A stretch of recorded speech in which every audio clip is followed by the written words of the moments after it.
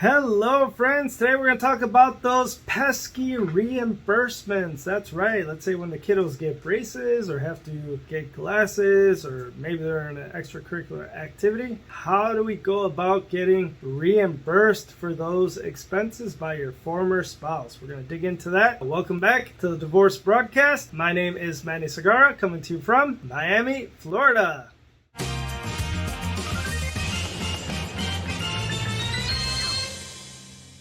As I'm sure a lot of you already know, as our kiddos grow up, they become a little bit more expensive because they always need stuff. I remember that when my son was growing up, like a lot of the children nowadays, he needed braces and he didn't like to tighten the little rubber band. So he had braces throughout the entire Obama administration. So it was like 7 years that he had braces. So I'm sure a lot of you can relate. So we're going to talk about some of the things that need to get reimbursed. In Florida, usually the child care cost and the health insurance costs are already contemplated in the child support guidelines worksheet. So depending upon the income percentages, let's say that dad makes 70% of the income, combined parties' income, and mom earns 30% of the parties' combined income, then the daycare costs will be paid for pursuant to the child support guidelines. 70% dad, 30% mom. The same thing for the health insurance. The guidelines contemplates that, and then whoever has to pay child support sends that money to the other parent. So we're not going to talk about health insurance or child care because that is normally covered in the guidelines. If it is not, however, then you have to figure out how it's going to be divided, whether it's going to be 50-50 or pro rata share, which is based upon the income percentages.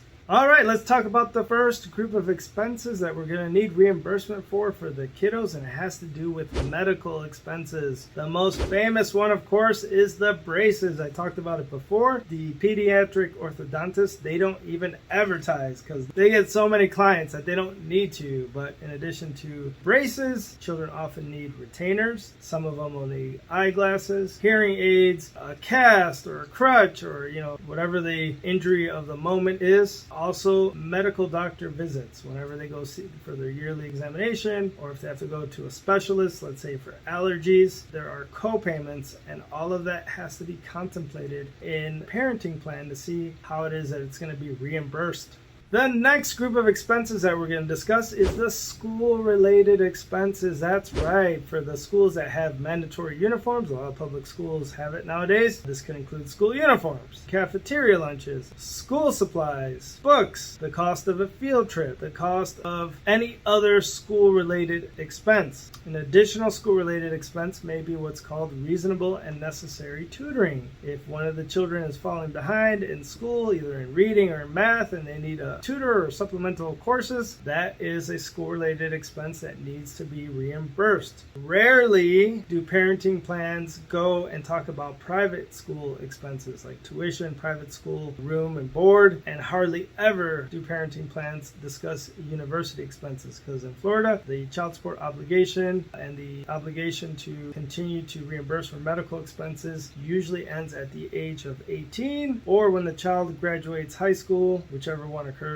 later. The next group of expenses that need to be reimbursed are those related to extracurricular activities, whether it be a sport like football, basketball, hockey, baseball, volleyball, or soccer, or whether it be an art. Let's say the child has piano lessons or singing lessons or ballet lessons. Those are expenses that sometimes cause conflict between the parties because they cost a lot. They're very expensive. So the first thing the parents need to do is decide if they have to be agreed to, or perhaps they agree to one of these already, and if they're agreed to, we're going to talk about how the reimbursement works. But these talented kiddos, they cost a lot when it comes to extracurricular activities. Now I want to talk about a group of expenses that are very common, but they're not required to be reimbursed under the Florida statute, at least as of the time of the filming of this video in 2023. As you know, as your children reach middle school and high school, they're going to want a cell phone, and those cell phones can be expensive. In addition to this, this, we have to think about computers and iPads for school to be able to attend high school and complete their projects. Finally, the car. That's right. As the children turn 16, 17, they want to drive around like the rest of their friends. So this is a conversation that you may want to consider in terms of how to reimburse each other for that, as well as the cost of car insurance and things of that nature. Some of the expenses that are definitely not covered or required under Florida statute include the cost of college, like college tuition,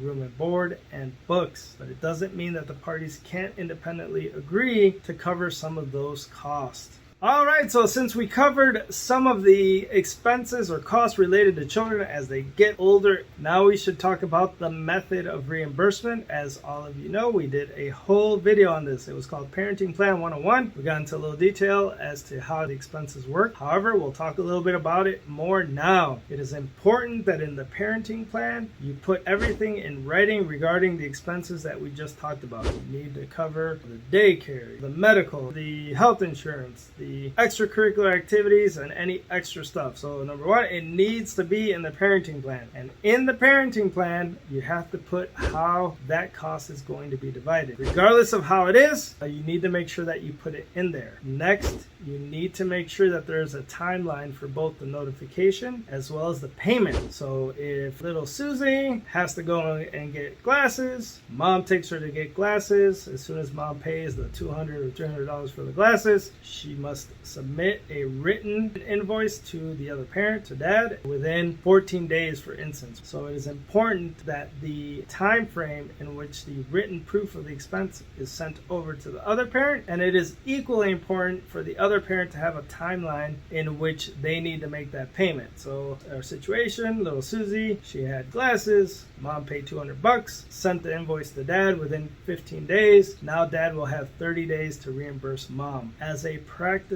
tip, one of my favorite ways to be able to keep track of expenses is through some of the applications like Our Family Wizard and Talking Parents. They have a little part of the app where you can actually either upload the receipt, take a picture of it, and send it over to the parent, and that serves as two things: a notification or notice requirement, as well as the actual proof of the written invoice. So what happens if parents don't keep up with their reimbursements? Well, they can be held in contempt of court. Specifically, the parent who has money owed to them, if the other parent doesn't pay them back, they have a choice of filing a motion for contempt and enforcement. They will probably be held in contempt if they met with the notice requirements and the proof of the actual expense. And a lot of time, the parenting plans have what's called a prevailing party provision. That means that the parenting plan sets forth that if somebody has to take the other person to court in order to enforce the agreement, they will have to pay attorney's fees and costs. So be on the lookout for that one. All right, so that's a wrap on reimbursements for our expensive kiddos as they traverse through life. It just costs more. And then the beauty of it nowadays is when they graduate and go on to college, you still got to pay some. And then when they graduate college, you still got to pay some. And sometimes they even come back. But, that's a video for a different day. Nevertheless, if you know anyone that is having difficulty with getting reimbursed from their former spouse, have them look us up at www.segarralawfirm.com. We have offices in Miami and Orlando, Florida. Se habla español. Please do us a favor and like this video. Kindly subscribe to the Divorce Broadcast, and we will see you all soon.